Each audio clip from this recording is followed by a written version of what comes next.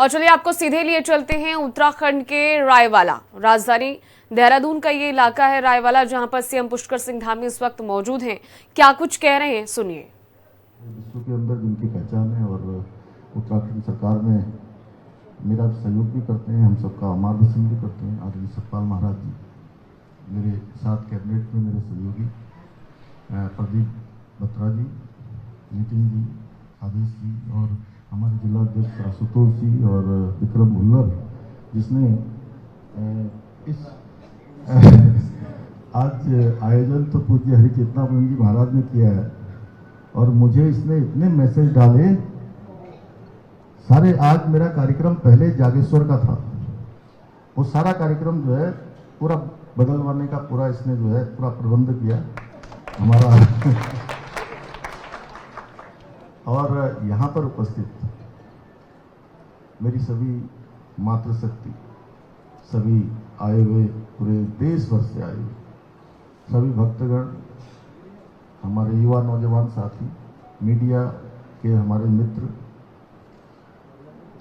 मैं सबसे पहले तो आप सभी का, पूज्य संतगणों को दंडवत प्रणाम करता हूं, उनकी उपस्थिति को, और आप सभी का देवभूमि उत्तराखंड आगमन पर देवभूमि उत्तराखंड के मुख्य सेवक के रूप में आप सभी का हृदय से स्वागत करता हूं, आप सबका अभिनंदन करता हूं। बहुत सुंदर अवसर है। अभी मुझे ऐसा लगा कि मैं उठ के बोलूं थोड़ी देर के लिए। अब साक्षी महाराज जी यहाँ पर नहीं ऐसा लग रहा था, लेकिन मुझे लगा कि मैं उठूंगा तो फिर थोड़ा आपसे दूर हो जाऊंगा और इतने सारे लोगों के चरण बिंदुओं में रहना, उनकी कृपा प्रसाद पाना, कितने सारे जो हमारे जीवन के अनेक प्रकार के जो जाने अनजाने में हमसे भूलें हो जाती हैं, गलतियां हो जाती हैं, कुछ प्रायश्चित करने होते हैं, तो मुझे लगता है कि ये सानिध्य से ही जो है वो सब कट जाता है। श्रीमद् भागवत आप कह रहे हैं और श्रीमद् भागवत जहाँ बहुत पॉजिटिव और वातावरण बहुत सकारात्मक है। मैं अब इतने बड़े जहां विद्वान हो, जिन्होंने देश और दुनिया को दिशा देने का काम किया हो, उनके बीच में बोलना तो सूरज को दिया दिखाना जैसा है। और वैसे ही पूज्य हमारे रामदेव जी महाराज यहाँ पर हैं, तो वो कुछ कहेंगे भी बाद में। इतने ज्यादा विद्वानों के बीच में ज्यादा बोलना चाहिए क्या? उनका केवल आशीर्वाद लेना चाहिए। और मैं ये कहूंगा कि मेरे पर भी और आप सब पर भी, जितने सामने बैठे हैं, इधर भी उधर भी, उन पर साक्षात भगवान की कृपा है, आशीर्वाद है। इसीलिए वहां पर श्रीमद् भागवत का आयोजन हो रहा हो और इतना बड़ा संत समागम हो रहा हो, वहां पहुंचने के लिए तो लाखों लोग पहुंच सकते थे, लेकिन हम ही लोग क्यों कहते हैं कुछ लोग, तो हम लोगों पर विशेष कृपा है। और मुझे तो आज वैसे जागेश्वर में भी एक भागवत कथा का आयोजन हो रहा है और यहीं के एक व्यास जी वहां पर कथा कर रहे हैं, बहुत छोटी आयु के हैं, एकलव्य हरितोष, हाँ 20 वर्ष की आयु, तो उसमें मुझे समापन में रहना था, लेकिन पूज्य महाराज जी का और यहाँ पर ऐसा आयोजन था, तो इन्होंने कहा कि आपको समापन पे यहाँ रहना है, तो मैं एक दिन एकलव्य को यहीं से अभिनंदन कर दें। जी नहीं वहाँ हुआ है मैं। अच्छा हुआ है, एक दिन पहले। हाँ कल हुआ है। ये तो और अच्छी बात। तो ऐसे आयोजनों में सच में नारायण की कृपा से होता है और हम सब पर साक्षात है। और मैं तो अपने ऊपर हमारे पूरे नमस्कार, हिंदी खबर देख रहे हैं आप और मैं हूं आपके साथ मीनाक्षी सिसोदिया। बुलेटिन की शुरुआत करते हैं बड़ी खबर से। रुद्रप्रयाग से बड़ी खबर है, निहंगों के कब्जे से प्रशासन का इनकार सामने आया है। नागरासू गुरुद्वारे पर कब्जा नहीं किया, ये एसपी ने कहा है। सेवादार और निहंगों में विवाद जरूर हुआ था, प्रशासन निहंगों को समझाने में जुटा हुआ है, किसी तरह की अफवाह पर ध्यान न दें, ये साफ तौर पर कहा गया है। और इसके अलावा यह भी कहा जा रहा है कि रुद्रप्रयाग के नगरासू गुरुद्वारे पर निहंगों के कब्जे की खबरों को प्रशासन ने पूरी तरह खारिज कर दिया। एसपी ने स्पष्ट किया है कि गुरुद्वारे पर कोई कब्जा नहीं हुआ है, बल्कि सेवादारों और निहंगों के बीच आपसी विवाद का मामला सामने आया। मौके पर पहुंची पुलिस और प्रशासन की टीम निहंगों को समझाने बुझाने और मामले को शांत कराने में जुटी है। एसपी ने आम जनता से अपील की है कि वे सोशल मीडिया और अन्य माध्यमों पर चल रही किसी भी प्रकार की अफवाह पर ध्यान न दें। तो एसपी ने साफ इनकार कर दिया है गुरुद्वारे पर कब्जे को लेकर निहंगों के। फोन पर बात हमने भी की है और मैडम ने घंटा बाद की अभी वो जब मुखिया उसके साथ, लेकिन कोई सल्यूशन नहीं निकला।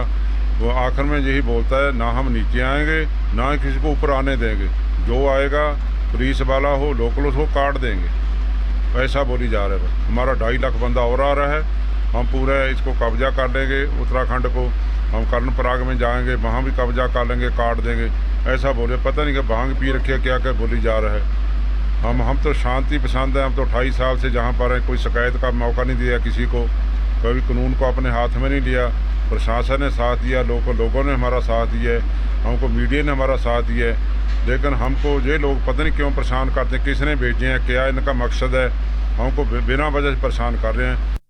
सारे वीर भरावां नूं बेनती है जी, असीं सही सलामत हाँ। असीं कल कर्णप्रयाग जाण खातर ऋषिकेश तो आए सीगे। साडा असीं कर्णप्रयाग जाण खातर नगरासू हो गए गुरुद्वारे किसी कारण साडा मतभेद हो गया, साडे दे अंदर झगड़ा होने करके तां उत्थे पुलिस आ गई। ठीक है जी, ਉਹਨੂੰ ਸਾਨੂੰ ਲੱਗਿਆ कि ਇਹ ਸਾਡੇ ਕਾਰਨ आई है जी, तो इस कारण करके ਅਸੀਂ ਉੱਪਰ ਮੋਰਚਾ ਕੱਢਤਾ ਜੀ, ਅਸੀਂ ਬੁੰਗਾ ਲਾ ਲਿਆ ਆਪਣਾ। ठीक है जी, ਹੁਣ ਅਸੀਂ ਸਹੀ ਸਲਾਮਤ ਥੱਲੇ ਉਤਰ ਆਏ ਹਾਂ, ਅਸੀਂ ਸਹੀ ਸਲਾਮਤ ਹਾਂ, ਗੁਰੂ ਘਰ 'ਚ ਅਸੀਂ ਆਪਣੇ ਘਰ ਜਾ ਰਹੇ ਹਾਂ। पुलिस प्रशासन ने साडा वधिया सुरक्षा सहयोग कीता जी। कल दिन में एक सूचना प्राप्त हुई थी कि कुछ निहंगों के द्वारा गुरुद्वारे के जो ऊपरी जो 2 मंजिलें हैं उन पे कब्जा कर दिया गया है। और जब हम यहाँ पे पहुँचे तो उनके द्वारा तलवारें लहराई जा रही थी। और कल बहुत सारे दौर की इनसे बहुत सारे अधिकारियों ने अपने अपने स्तर पर वार्ता की। अभी इनकी जिलाधिकारी महोदय और एसपी मैडम से भी बात हुई है। उसके बाद अभी जब हम आप ही के सामने बात कर रहे थे तो हमने इनसे स्वयं ही पूछा कि आपकी क्या मांगे हैं। तो इनका ये कहना है कि कर्णप्रयाग वाले मामले में प्रशासन ने एक तरफा कार्रवाई की है और हमारे लोगों की टांगें तोड़ दी गई हैं। तो और हमने जब इनसे पूछा कि अगर प्रशासन आपकी मांगे पूरी नहीं करता है तो आप क्या करेंगे, तो उनका कहना यह है कि हम यहीं बैठे रहेंगे, इसको कब्जे में अपने लेके रखेंगे।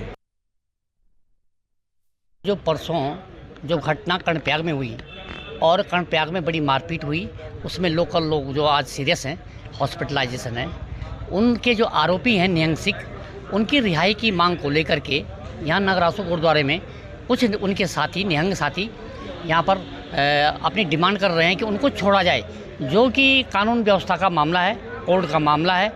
और उनको समझाने में या उनको इस छत से नीचे उतारने में यहाँ हमारा जिला प्रशासन नाकाम है, चाहे पुलिस प्रशासन हो, चाहे जिला प्रशासन हो, चाहे उत्तराखंड की सरकार हो। ये बड़ी फेल्योर है और आने वाले समय में इस तरीके से कार्रवाइयाँ, इस तरीके से कृत्य अगर आगे होते हैं तो कैसे ही उत्तराखंड सरकार संभालेगी, मेरी समझ से परे है।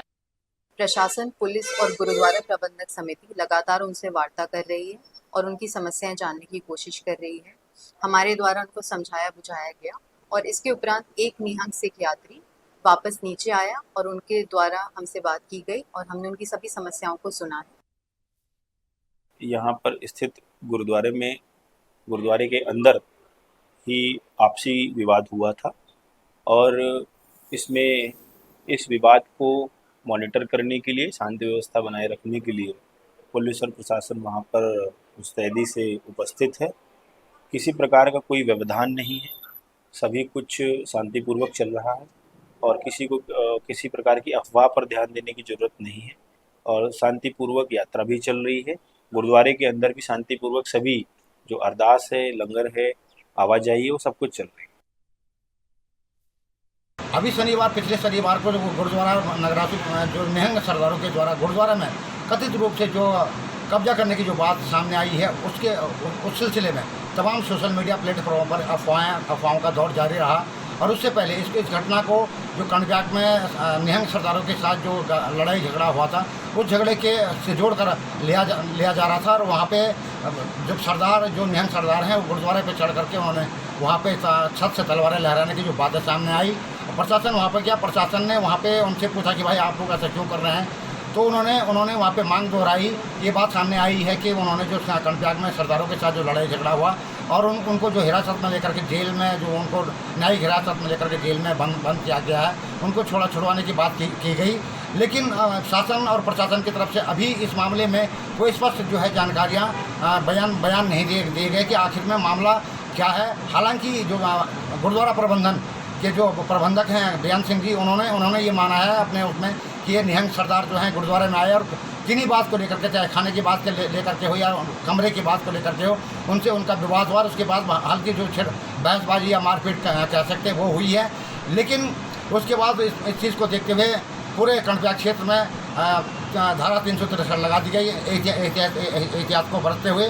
हालांकि आज जो स्थिति है, या तो 4 धाम यात्रा है जो वो सुचारू रूप से चल रही है, जो बाजार हैं वो चल रहे हैं। पुलिस प्रशासन बिल्कुल एहतियात के तौर पर मद्देनजर रखते हुए मुस्तैदी पे है। लेकिन दिनचर्या जो है रोज़ की तरह चल रही है। हालांकि धारा 163 अभी भी लागू है, ये 27 तारीख तक लागू है, लेकिन स्थिति बिल्कुल सामान्य बनी हुई है। 4 धाम जो यात्रा है वो सुचारू रूप से चल रही है, चाहे हेमकुंड की है, बद्रीनाथ साहिब की है, कहीं की भी है, वो यात्रा बिल्कुल सुचारू रूप से चल रही है। मोटर वाहन जो यातायात है वो भी चल रहा है। हालांकि जो गुरुद्वारा नगरासो है वहाँ पर सुरक्षा बल अभी भी तैनात है, क्योंकि वहाँ पे बैरियर है, तो वहाँ पे पहले से ही जो सुरक्षा बल है, पुलिस है, ITBP है, वो वहाँ पे मौजूद रहती है। इस घटनाक्रम को देखते हुए अभी भी वहाँ पे बने हुए हैं, लेकिन जो स्थिति है वो सामान्य है। और मैं सुरेंद्र चमोली से। खबरों का सिलसिला लगातार जारी रहेगा। फिलहाल के लिए मेरे साथ इस बुलेटिन में बस इतना ही। बाकी खबरों को देखने के लिए लगातार बने रहिए हिंदी खबर के साथ। नमस्कार।